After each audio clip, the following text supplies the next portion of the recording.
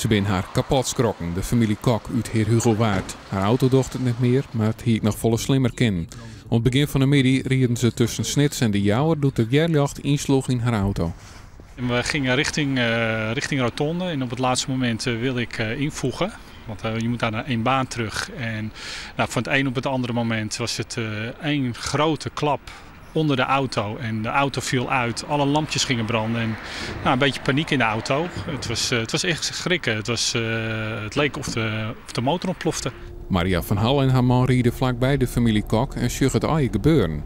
Wij zagen een lichtflits en vlak naast ons een hele harde knal. We zagen opspattend grind, asfalt en rook inderdaad. En dat was een heftige klap.